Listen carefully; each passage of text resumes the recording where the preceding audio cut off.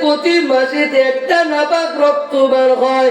বাচ্চা যখন গর্ভে চলে আসে ওই রক্তটা আর বার হয় না, মায়েদের গর্ভের ভিতরে ওই রক্তটা জমে থাকে, জমাট বেঁধে থাকে।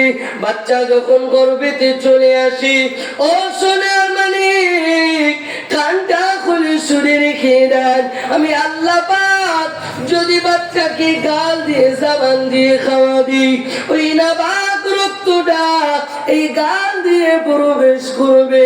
আমি আল্লাহ পাক এই গালটা নিজে হাতে বানিয়েছি, আমি আল্লাহ নিজে বানিয়েছি।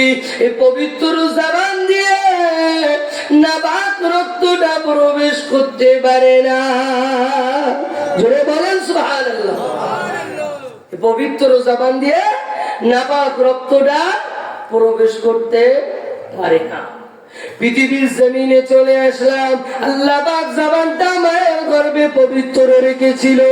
পৃথিবীর জমিনে হারামটা বাদ দিইনি, পৃথিবীর জমিনে হারামটা খরখর করে চালিয়ে দিয়েছি।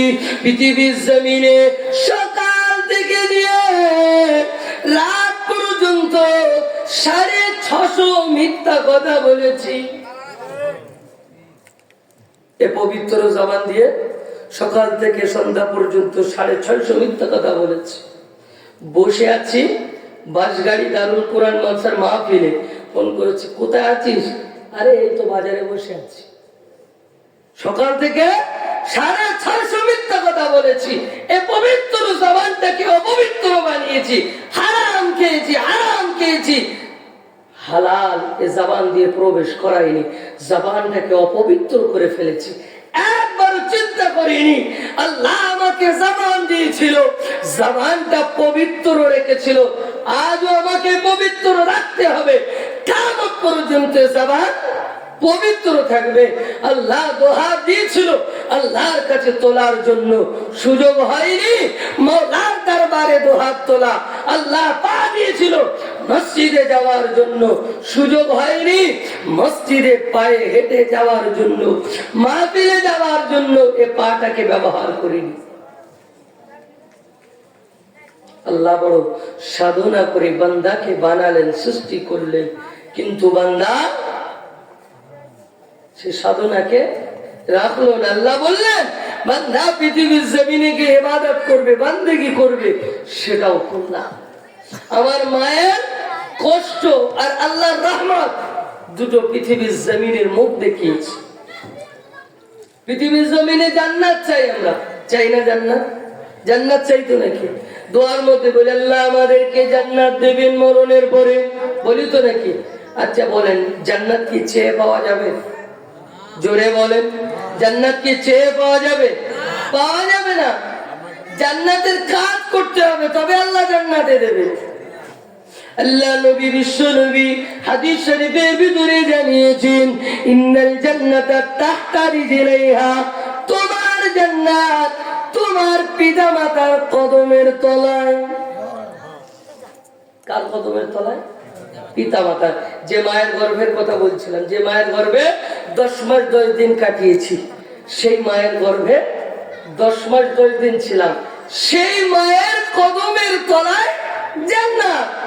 আজকে বর্তমান যুবকেরা মাকে ভাত দেয় না, মাকে ভাত দেয় না।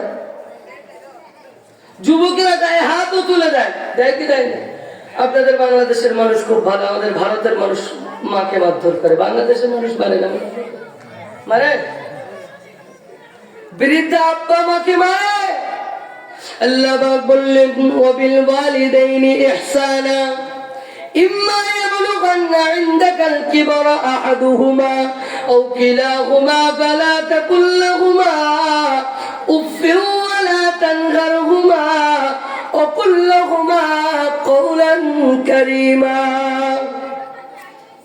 রব্বুল আলামিন জানিয়ে দিলেন পিতামাতাকে ইহসান করো, পিতামাতাকে সম্মান করো, পিতামাতার সামনে উফ শব্দ করো না।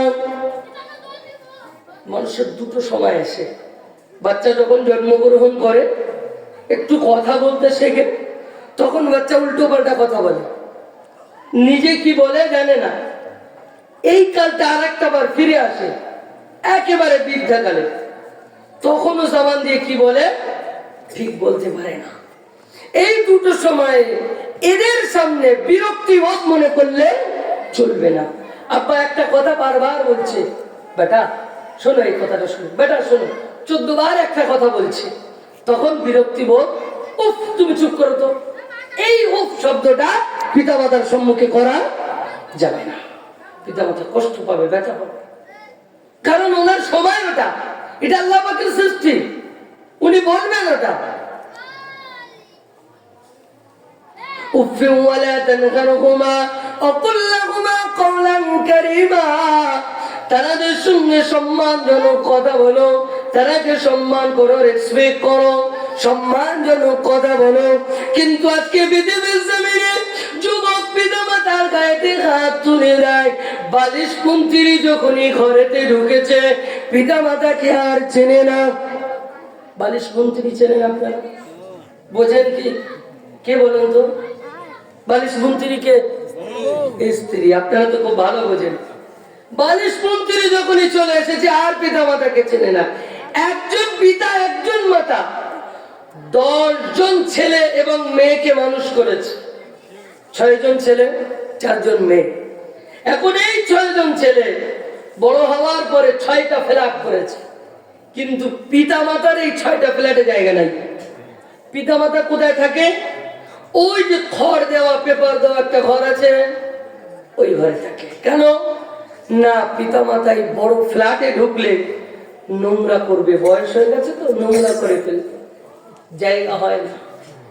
একজন পিতা একজন মাতা 10 জনকে মানুষ করলো খড়ের তলায়, পেপারের তলায়, কিন্তু এই 6টা ছেলের ফ্ল্যাটে এই 2 জন পিতা মাতার জায়গা হলো না। উপরোক্ত তারপরও আবার মারধর। একজন যুবক প্রতিদিন বাড়ি